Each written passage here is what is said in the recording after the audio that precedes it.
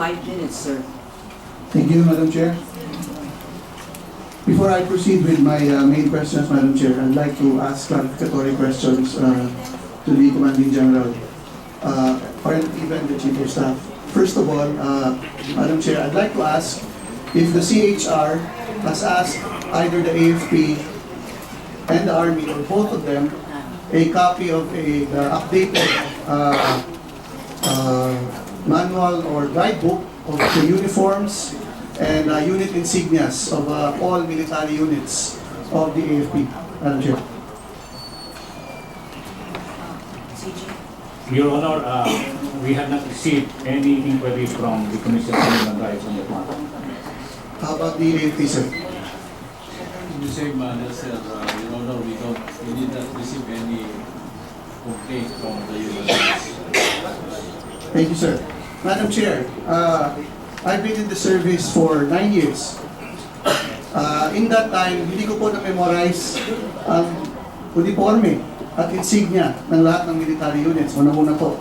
Pangalawa, kakasabi lang po ng ating mga commanders na wala rin pong reference ang CHR tungkol po sa uniforme at sa mga insignia ng sundalo. Pangatlo pong punto, isn't it convenient that meron pong nag-video? I don't think our soldiers are that brazen to record this act and much more, release it in the public. I consider the act of CHR, Madam Chair, as very irresponsible. And I will take this up with them at the proper time. Kasi po, to make that conclusion without the benefit of the participation of the AFP for an investigation, that is unfair. Madam Chair, we are in a country that is fighting. The AFP is fighting several fronts. We are not in a state of peace. We think that the enemy of the state will just lay over and play dead. They will resort to all techniques, Madam Chair, to discredit our state forces. And I am sure this is one of them. And I'm not about to sit here and accept a line of questioning that will point to an information that is not yet validated, much so by a responsible agency of government. I think this is unfair.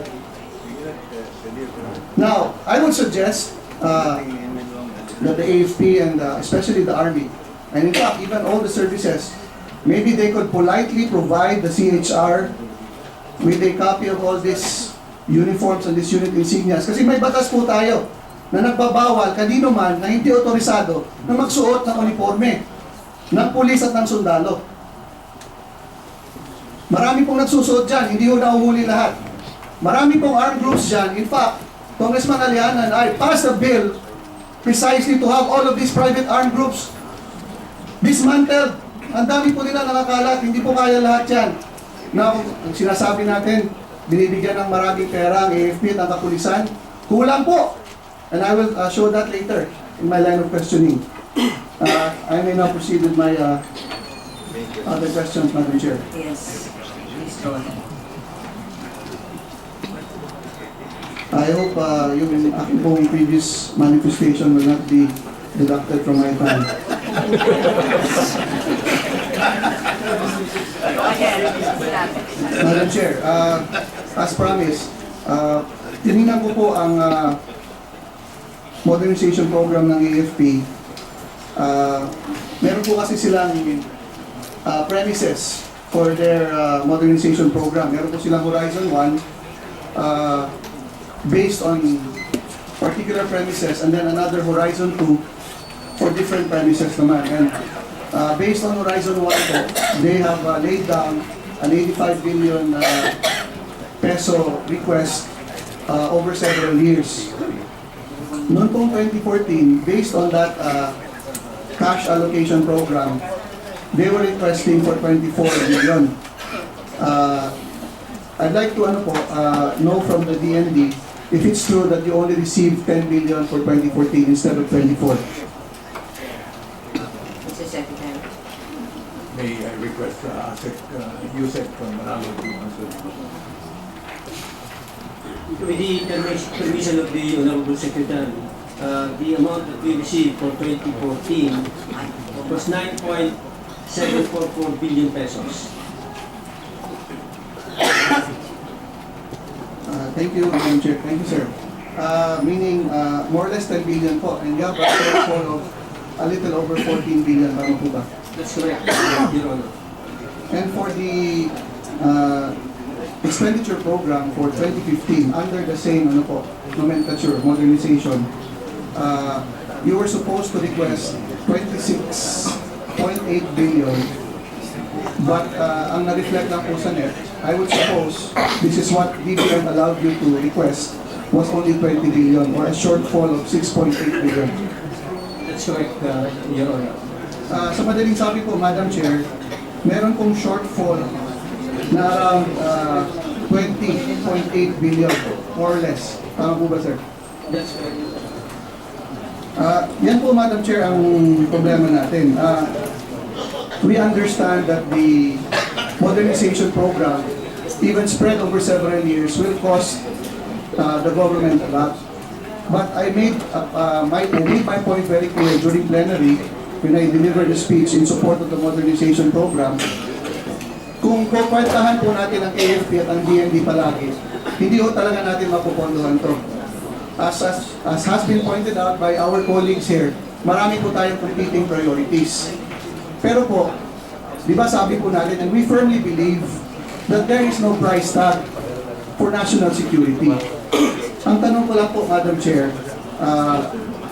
may I hear, kaya po nag-request ako kanina ng presence ng DBM representative, may I know po what the view is of the DBM in terms of spreading out the burden of funding the modernization over several years, at least 5 years. Kasi po, as it stands now, by next year po, we will have a shortfall of 20.8 billion pesos. Madam Chair?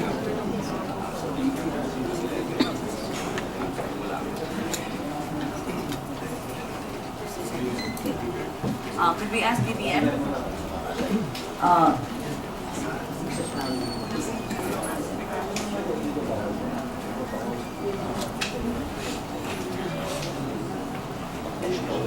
Madam Chair, the original segregation or annual amounts for the modernization program as revised is about 15 billion per year. We did not expect that there will be an acceleration in the acquisition of projects for the modernization.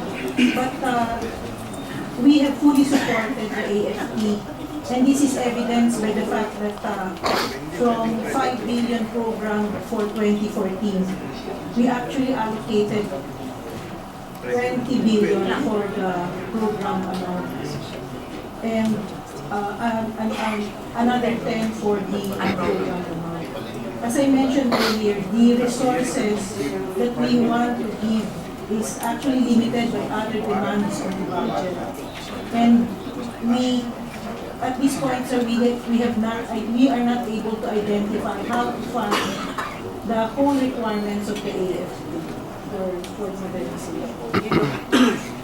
Madam Chair, I thank the Assistant Secretary for her, Undersecretary. Assistant, ASEC. I thank ASEC for her forthright response. That leaves the DND, Madam Chair, in closely working with the DBM and Congress to find a way to continually fund this, kung spread the burden longer over several number of years. Naintindihan naman po natin that the government is not able to increase the pie just as quickly as we would want it. But I think, gaya po ng sinabi ni Asek Tanda, siguro po, kung magbabawas naman tayo versus doon sa nire-request ng AFP, hindi po sana ganun ka-drastic. Kasi po, the way we understand, pagkakaintindi ko po, sa procurement program, hindi ko ganun kadali mag-slash ng amounts because this has particular impact on the type of capability that we can acquire. So I'd like to encourage Congress, especially after the appropriations has done its job, maybe we can take it up with the permission of the chairman of Committee on Defense, that it be considered a ongoing concern. Sige po, titingnan po natin kung ano natin malulunasan itong problema. If I need to signal to a second point. Madam Chair, balik po ako doon sa pension burden. I'd like to inform the body na in fairness to the current administration of the DND and the AFP, this problem, yung pension burden po na ito, set in a long time ago, as early as probably 1972. Through an EO, the RSBS, which was intended to be the retirement fund of the AFP, was put up with very minimal seed capital and without any progressive funding and programming of how it will become a self-sufficient fund for our soldiers. And as rightly pointed out, and in fact, this was one of our complaints in 2003, kaya po kami nakulong, kasi po may problema talaga sa pension. It took the AFP in the previous dispensation another 4 years after the complaint was made public to close down RSBS, which was bleeding money. So ang situation ho natin ngayon, wala na ho yung RSBS, their funds are kept in trust, and then Congress, after consulting DND AFP, will need to file a bill to shut down permanently RSBS and set up a permanent pension fund for our AFP. If I may ask po, the DNB family, tama po ba yung appreciation nitong ating representante doon po sa ating problema? Ano po yun, Mr. Congressman, Honorable Congressman. Tuloy-tuloy yung pag-aaral, kung sa ganoon bigyan solusyon yung nagiging problema taon-taon tungkol sa pension. Ang problema po, Madam Chair, whatever the final recommendation of the DND will be, our retirees, our veterans po, will have to face the fact that they will have to bite the bullet. May tatamaan po talaga sila. And let me just inform the committee, Madam Chair, na if this comes to Congress, at hindi po natin na ipaalam na maayos sa ating mga stakeholders, yung ating mga veterano, they will blame Congress for reducing what they will receive in terms of pension. Kasi nakikita po nila, ito na po ang tinatanggap namin, dapat tumataas po ito over a certain number of years. Pero ang pakiusap ko lang po, ipaalam po natin sa ating stakeholders, if we do not stem the tide of this increase, our pension burden will come to a point na either the government will have to altogether stop paying our military veterans and retirees their pension or magrarasyon po tayo ng pension. So, yun po, Madam Chair, ang gravity po ng ating problema. Hindi naman po remiss both ang department at ang ating pong Committee on Defense on this problem. Yun nga lang po, it's so complicated that the final recommendation by which we can legislate a permanent AFP pension program is not yet forthcoming. So, siguro po, kung pakiusap po natin sa ating departamento, patuloy lang po yung ating information and education program sa ating mga stakeholders. Para po hindi naman po kumalat ng text ulit, pagdating ng 2016, si Congressman ganito at si Senator ganito, plano mong bawasan yung pension nyo, kawawa naman po yung gusto mag-solve ng problema, tatamaan naman po sa maling informasyon. If I may move to my final point, Madam Chair. I think around 2004, Madam Chair, the then President issued an administrative order, AO-103, setting forth guidelines governing allowances for government personnel sent to forward schooling. I cannot speak for other government employees po, but I have received requests from our military personnel to review the policy, Madam Chair. As a matter of fact, the AFP through the DND made an appeal to the Office of the President in behalf of our soldiers who are sent to foreign schooling. Kasi po ang concomitant effect po ng AO103 is that pag pinapadala po abroad yung ating military personnel for schooling, it does not, their allowances po as authorized by this guideline does not allow them to ano po, have a decent existence. So they have to fend for themselves some other way para lang po maging karespeto naman po sila sa counterparts nila abroad. May we get a conversation on this, Madam Chair?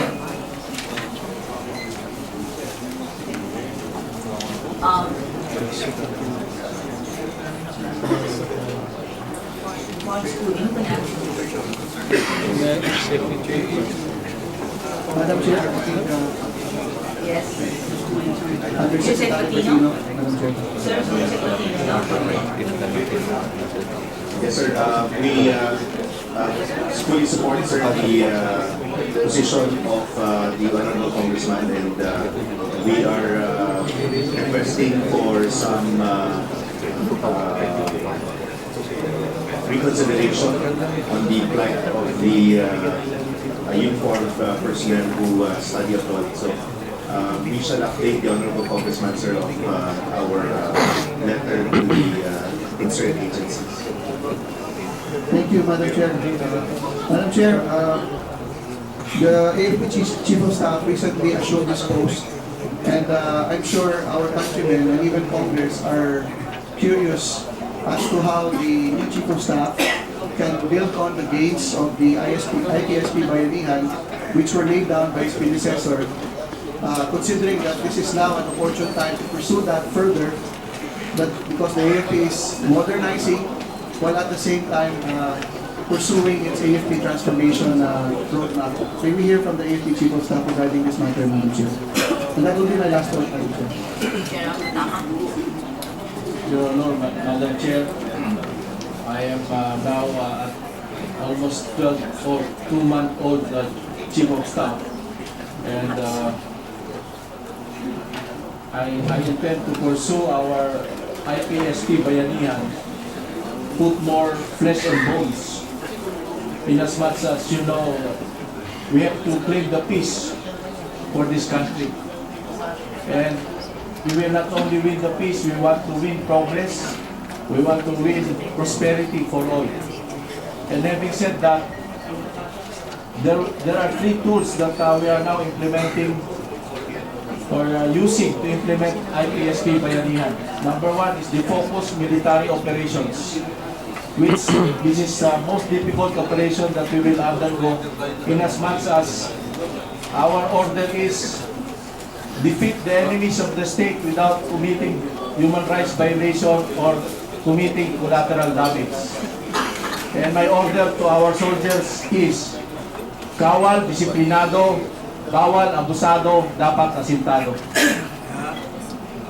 And for that matter, we also directed our soldiers to conduct intensified stakeholders engagement, that they have to talk to all leaders in our society, and that it should be a whole of nation approach wherein you have an equation of a whole of government, which includes the local and the national, and then you have the support of the civil society, you have the support of the non-governmental organizations, and most importantly, the support of the populace in the area where we operate. And then lastly, we are also implementing the Bayanihan team activities, wherein we go around the barrios, Parklang barrios, and we ask the barangay council to meet all the people in the barangay and have a town's meeting, wherein they will identify the projects that are really badly needed. I was informed by your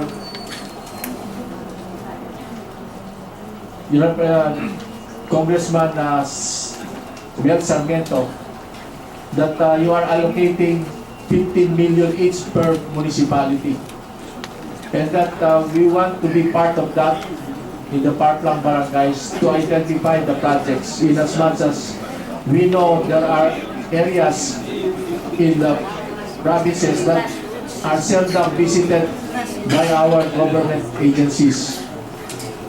So we will ask them to pass the barangay resolution identifying the projects that they need. And that barangay resolution will be elevated to the municipal council. And that municipal council will also likewise pass or endorse that barangay resolution. And then it will, after being endorsed by the municipal mayor, it will be brought up to the provincial level. And we will all aggregate the amount, and we will ask the governor to support the project. Whatever the governor or the mayor says that he can support the project, we will thank them. But the projects that they cannot support, we will elevate it here. That's why right now our soldiers are consolidating the budget. When I was the Norcom commander, I was able to consolidate about 70.2 projects, which I communicated most especially to the Department of Public Highways. And I asked them that please include these projects as our roads for peace, bridges for peace, and school buildings for peace. So this is what we want to happen now. Your soldiers will help our populace identify the projects, in as much as in the 2014 budget message of His Excellency the President, he told us that only 30% of the national budget was consulted with the people. Now, given the new campaign that we are undergoing, we will help the people identify the projects, and we will have it passed through the barangay resolution, municipal resolution, provincial resolution.